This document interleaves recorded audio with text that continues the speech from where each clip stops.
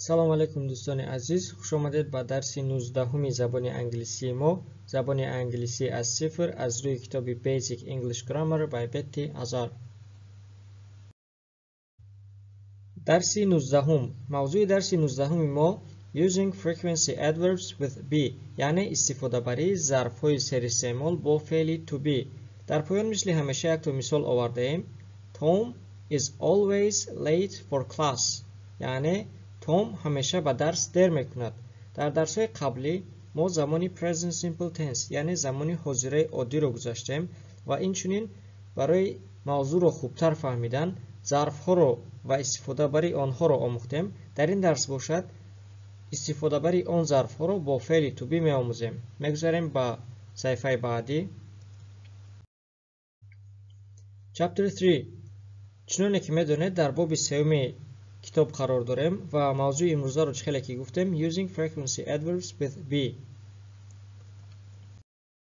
چخیلی که گفتیم موضوع امروزه ما Using Frequency Adverbs with be می باشد، یعنی استفاده بری ظرف‌های سر استعمال با فعل to be. در پایان فرمولا داده شده است. ما از روی این فرمولا جمله ها می سازیم. یکم subject plus be plus frequency adverb. subject رو ما علاقه می دانیم که noun و یا pronoun رو در یک جایگی subject میگویم. noun و یا pronoun اینها اسم و یا جانشین رو در یک جایگی subject میگویم. فعل to be رو در زمان حاضره میدانیم که سه شکل دارد. am is are. با جانشین I am استفاده میبریم. با جانشین he she it is استفاده میبریم. با جانشین های you we they are استفاده میبریم. بعد از اون ظرف یعنی اول اسم و جانشین، بعد از آن فعل to be، بعد از آن ظرف میآید. در پایان مثال ها آورده شده است. Tom is always late for class. Tom همیشه به درس دیر میکند. و یا Tom usually late for class. Tom عادتا به درس دیر میکند. چهلی که از فرمولا فهمیدید اول subject میآید، بعد از آن فعل to be میآید، بعد از آن باشد ظرف. در درس های قبلی باشد از روی این فرمولا ما جمله ساخته بودیم. subject plus frequency adverb plus other simple present verbs. یعنی اول subject می آید، بعد از اون ظرف می آید، بعد از اون فعل های زمانی حاضره عادی. و فرمولا ها دقت کنید. در فرمولا یکم اول be می آید، بعد ظرف. در فرمولا دوم اول ظرف می آید، بعد فعل. در اینجا هم گفته شده است frequency adverbs come before all simple present verbs except be. یعنی ظرف‌های سر استعمال در زمان حاضره عادی پیش از اسم ها می آیند، پیش از همه اسم ها می آیند و غیر از فعل to be. در پایان مثال ها آورده شده است. Tom always comes late. Tom always comes late. Tom همیشه دیر می آید. و یا Tom never comes late. Tom هرگز دیر نمی آید. خیلی که می دونیم در شکل سومی تنها در زمان present simple tense فعل بعد از در آخرش اسم می گیرد. اساسی فعل come است. در زمان present simple tense در شکل سومی تنها در آخرش اسم می گیرد و comes می شود. مثلا Tom sometimes comes late. Tom بعضاً دیر می آید. میگذاریم به صفحه بعدی. Exercise 9. Add the frequency adverbs to the sentences. با جمله ها ظرف های سر استعمال رو علاوه کنید. در اینجا ظرف ها داده شده است، در اینجا جمله است. ما باید ظرف ها رو با جمله علاوه کرده جمله رو از سر نویسیم. دو مثال اول رو خود کتاب اجرا کرده است. Always Anne is on time for class. Anne is always on time for class. Anne همیشه در وقتش به درس می آید. خیلی که می بینید فعل to be is آمد، بعد از آن adverb. در جمله دوم Anne comes to class on time. Anne always comes to class on time. Anne همیشه به درس در وقتش می آید. در جمله دوم باشد غیر از فعل to be دیگر فعل های زمانی حاضره آمد. از این رو پیش از فعل ما adverb رو ilova کردم، یعنی ظرف رو ilova کردم. در جمله سیوم Maria is late for class. فعل to be is آمده است و ما باید بعد از اون adverb رو ilova کنیم. Maria is often late for class. Maria تez به درس دیر میکند. دوم Maria comes to class late. Maria often comes to class late. Maria زود به درس دیر می آید. comes آمده است، از این رو پیش از آن باید ما فعل to be adverb ilova کنیم. often. جمله دیگر It snows in my hometown. در زادگاهم برف می بارد. ما باید never ilova کنیم. It never snows in my hometown. در زادگاهم و یا در وطنم هرگز برف نمی بارد. جمله دیگر It is very cold in my hometown. It is never very cold in my hometown. در زادگاهم هوا خنک است. در وقتی که adverb never رو ilova کنیم در زادگاهم هرگز هوا خنک نیست. جمله دیگر Bob is at home in the evening. Bob is usually at home in the evening. Bob عادتاً بگاه در خانه است. فعل to be is آمده است، بعد از اون ما باید adverb رو ilova کنیم. جمله دیگر Bob stays at home in the evening. فعل adverb رو ilova میکنیم. Bob usually stays at home in the evening. Bob عادتاً بگاه در خانه میماند. خیلی که میبینید در جمله یکم فعل to be است، بعد از فعل to be adverb رو ilova کردیم. در جمله دوم باشد دیگر فعل های زمان حاضر است، پیش از آن ما adverb رو ilova کردیم. Tom studies at the library in the evening. Tom seldom studies at the library in the evening. Tom گاه بگاه در کتابخانه درس میکند و یا میخواند. جمله دیگر His classmates are at the library in the evening. His classmates are seldom at the library in the evening.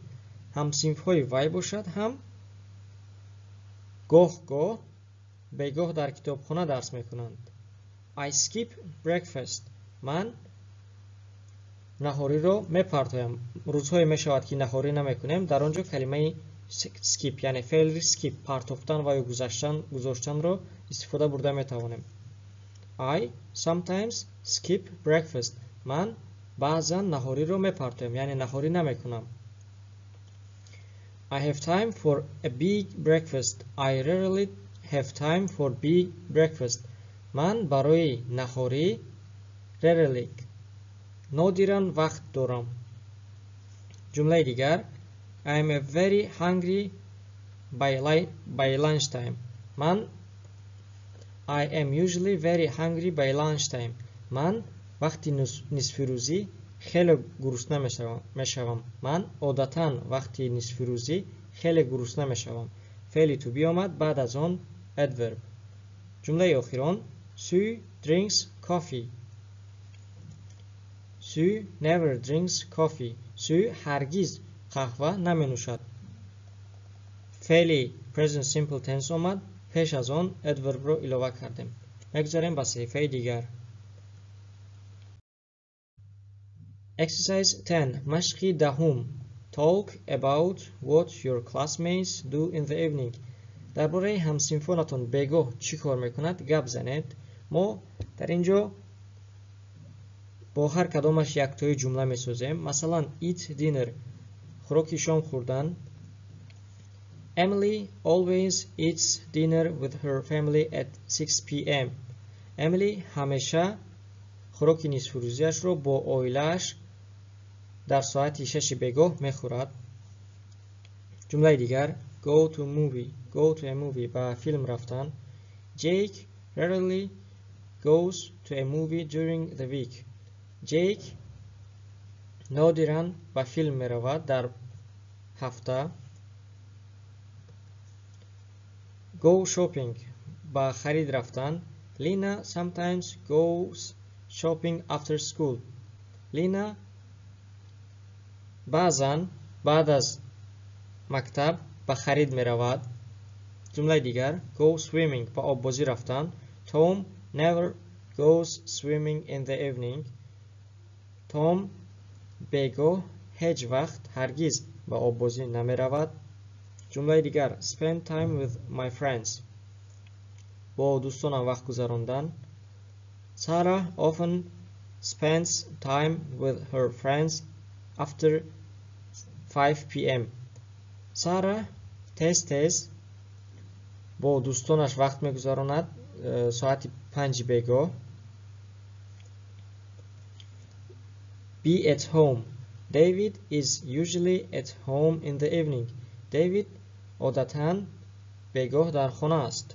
جمله دیگر listen to music و موسیقی گوش دادن. Anna seldom listens to music after dinner. Anna گاه بعد از خوراک شام به موسیقی گوش می‌دهد. جمله دیگر watch videos or DVDs نوار تماشا کردن و یا DVD تماشا کردن. Chris often watches videos or DVDs at night. Chris تez ویدیو و یا DVD تماشا میکند شب.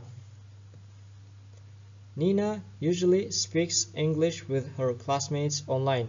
Nina عادتاً با همسنفانش آنلاین انگلیسی گپ میزند. Send email. Ben sometimes sends emails to his teacher. Ben بعضاً با معلمش پشته و یا میل روان میکند. Surf the internet در اینترنت گشت و گذار کردن. Olivia always surfs the internet before bed. Olivia همیشه پیش از خواب در اینترنت میگردد. جمله 12 drink coffee after 9 قهوه نوشیدن بعد از ساعت 9. Michael rarely drinks coffee after 9 p.m. Michael نادراً بعد از ساعت 9 بگاه قهوه می نوشد. Be in the bed at 10 o'clock. Sophie is never in bed at 10 o'clock. Sophie هرگز ساعت 10 در رخت خوابش نمی شود. جمله آخران go to bed late. Leo usually goes to bed late on weekends. لیو عادتاً روزهای آخر هفته دیر به خواب می رود.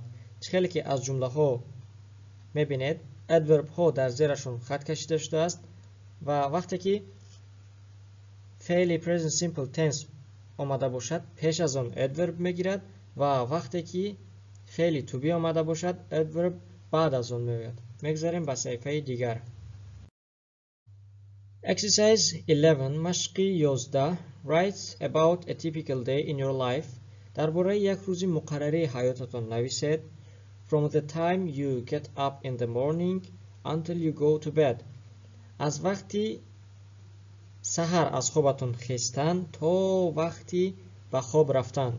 Use the following words to show the order of your activities. کلمه های زیرین رو برای ترتیب مشغولیت‌هایتان رو نشان دادن استفاده برید. Then می شود بعد. Next هم می شود بعد. At x o'clock در ساعت x و at 10 o'clock در ساعت 10. این رو برای وقت رو نشان دادن استفاده میبریم. After that بعد از آن. Later دیرتر. Example مثال. در اینجا یک مثال رو آورده شده است. یک مثال آورده شده است. متن کوتاه برای یک روز مقرره رو نشان دادن. متن رو میخونیم.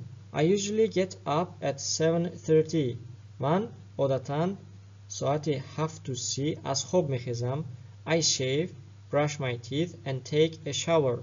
من ریشهایم رو میگیرم brush my teeth دندانهایم را میشویم and take a shower و دوش میگیرم. Then I put on my clothes and go to the student cafeteria for breakfast. بعد put on میشود لباسهایم را پوشیدن. بعد از آن لباسهایم را میپوشم and go to the student cafeteria و کافتریای دانشجویان میروم برای نهاری. After that I go back to my room. بعد از آن به حجره‌ام برمیگردم و به حجره‌ام میآیم. I sometimes watch the news on TV. بعضاً من در تلویزیون خبرها رو اخبار رو تماشا میکنم. At 8:15 I leave the dormitory. در ساعت 8:15 من از خوابگاه میبرایم و یا خوابگاه رو ترک میکنم. I go to class. من به درس میروم و یا به صنف میروم. My class begins at 8:30. درس های من ساعت 8:30 آغاز می شود. I am in the class from 8:30 to 11:30. من از ساعت 8:30 تا 11:30 در درس هستم. After that I eat lunch. بعد از اون من نهاری میکنم. I usually have a sandwich and a cup of tea for lunch. من عادتاً برای خوراک نصف روزی ساندویچ و یک قهوه چای دارم. Continue until you complete your day. دوام دهید تا وقتی که روزتان را پوره کنید. این متن را شما خودتان پوره میکنید و به انجام میرسونید. میگذاریم به صفحه دیگر. A day in my life. یک روز حیاتی من. در اینجا ما برای شما متن یک روز حیاتی من را آوردیم. این متن به شما همچون وظیفه داده می شود. متن را یک چند بار خوانید، ترجمه کنید و با مانند این یک تا متن نویسید. New words کلمه های نو. late دیر و یا دیر کردن. on time در وقتش. go رفتن. come آمدن. snow برف و یا برف باریدن. rain باران و یا باران باریدن. stay ماندن. skip پرتافتن و یا گذرانیدن. swim آببازی کردن. spend خرج و یا صرف کردن. speak گپ زدن. send روان کردن. hungry گرسنه. movie فیلم. shower دوش و یا حمام. news خبر و یا اخبار. then بعد. next بعد. later دیرتر. after that بعد از آن. hometown وطن و یا زادگاه. dormitory خوابگاه. در اینجا درس امروزه ما به پایان رسید و وظیفه هایی که بعد از این درس ما به شما میدهیم. یکم مشق های 9 10 و 11 باب 3 کتاب را به دفترتان نویسید. دوم مثل متن A Day in My Life یک متن نویسید. سوم کلمه های نو را از یاد کنید. در اینجا درس امروزه ما به پایان رسید. لطفاً به نوار لایک مانید. فکرهای خود را در شرح‌ها نویسید. این نوار را با دوستانتان روان کنید و برای خبر داشتن از درس‌های نو زنگوله را زیر کنید. از همه شما برای تماشای نوار تا آخر منت داریم. لطفاً ما را پیگیری نمایید و منتظر درس‌های نو باشید.